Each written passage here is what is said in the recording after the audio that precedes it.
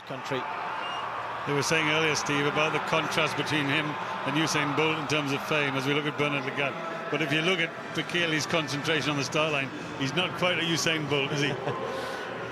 No, and I think he suffers by comparison with Gebrselassie only because of that. His exploits are right up there. He hasn't, of course, turned to the marathon yet.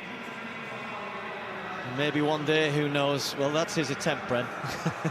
Actually, it's getting better, It's Steve. getting better. It's getting better. Yeah. See, he agrees. It's getting better. Well, I think sometimes you just have to admire people's athletic ability. We can't all be Usain Bolt. And Mo Farah, picture of concentration there. This is an event which he's waited for since last year as we look at Eliud Kipchoge, talking about that race in 2003. 18 years of age, as Brendan was saying, on that great night in Paris on the last lap. Helge Rouge, I think we all thought he was going to be able to out-kip Kipchoge, and that's the interesting dilemma, isn't it?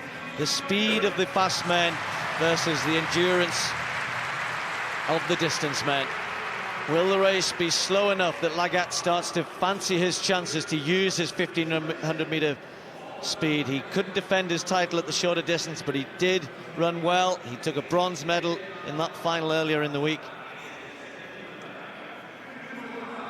He'll be really hoping that, as Brendan suggested, the first few laps might be slow, but I'm not sure how long the likes of Kipchoge and Bekele will hang around. Watch out, as I said, we've got high hopes for Mo Farah. There are plenty of athletes in this race who will think they've got a chance of taking a medal. There's the three big names and then a host of others who, on their day, on your marks, could well challenge. The 5,000-meter final.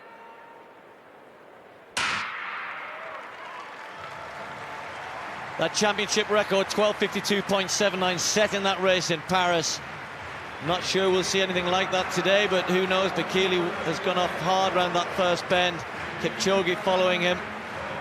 And then on the outside, Bernat Lagat leading that group as well. And then once they've run that bend hard, they slow right down as we come through for the first time. 12 laps to go. Well, we see him in many, many kinds of races on the country, on the track, indoors and out, 5 and 10,000 metres. And his traditional opening is to get to the front as soon as he possibly can. Normally his scenario is to get to the front as soon as he can and stay there. But today he doesn't need to be at the front all the time. But I think one of the things that he's going to be carrying with him in this race today is that he needs to make it somewhere in the race. He needs to make it fast enough so that he puts pressure on the Lagat and Kipchoge, because he knows he can outsprint them, but I think he can outsprint them better in a true run distance race. If it's really slow, I think you've got to get used to the rhythm, and you notice that it's going to change. Sometimes you're hurting and you think, my goodness, I'm going through a bad patch, but then you realize the pace is being lifted. And now the three Kenyans, they're working as a team. Eliud Kipchoge did his bit, and they've got 8 laps to go in the men's 5,000 meters, and this is the kind of distance where athletes can start thinking about making serious attempts. Chepkov does his in the early stages. The race was slow and he wasn't a problem at all, but now the champions are at the front. The world champion for 5,000 meters, the former world champion for 5,000 meters, and the world champion for 10,000 meters, Kenenisa Bekele. Just glancing over his shoulder there, he got a bit of a click on the heels. He wasn't very happy with that. He glared at Lagat. 62 seconds, he's going to have to keep picking it up, he's going to have to keep moving it faster, and he's going to have to run faster than 62 to get rid of this group. This is building to a really exciting climax, and one which it's impossible to predict. A big group. Kipchoge, he hasn't had a race coming into this one. Now he's on the shoulder of Kenenisa Bekele. Mo Farah is in a good place, moving up onto the outside. He needs to take closer order, and if he gets a run on the last lap, Mo Farah's in a great position now. He's finally worked himself so that he's close. He's yards only behind the great Kenenisa Bekele. There goes Bekele. He's going to hold it, and he's going to try and sprint and hold this race right from the start, right from the front. There goes Mo Farah on the outside. He's got chances now.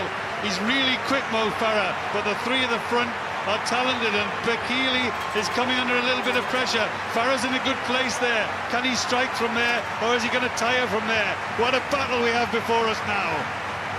200 metres to go. Bekele kicks hard from the front. Lagat is still there on the inside. Kipchoge looks as though he hasn't got too much left. Kipsiro of Uganda and then Qualia. Lagat, the big threat. Kipsiro coming on the outside. Farah just starting to disappear. But here we are, the big battle for the title. The defending champion Lagat. 1500 metre speed against 10,000 metre strength. Who's going to win this? Right to the line. Bekele's going to get it. Strength outlasts the speed. Bekele is the double champion. What a race from the two of them. Brilliant, brilliant, brilliant. I thought just for a moment that Lagat had the pace, but it came down to strength and guts.